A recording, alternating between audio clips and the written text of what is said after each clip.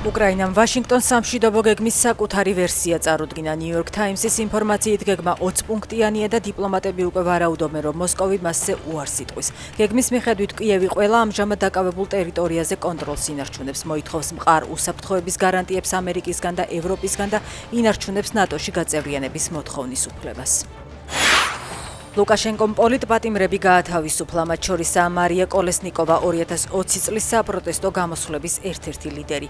მედიაში გავრცელებული ინფორმაციით გათავისუფლებულია 127 პატიმარი, მათ შორის 5 უკრაინელი.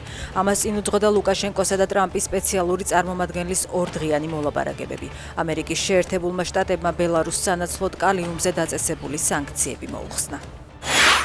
არაფერს დაუჭერ მხარს, რაც უკრაინის სამხედრო მხარდაჭერას გულისხმობს, თუნდაც ახალ წლამდე ბრიუსელში მოგვიწიოს ჯდომა, აცხადებს სლოვაკეთის პრემიერი. პუტინის მეგობარი ფიცო ომის განხანგრძლივებაში ევროპას ადანაშაულებს და ამბობს, რომ უაზრო მკვლელობებს ეწინააღმდეგება.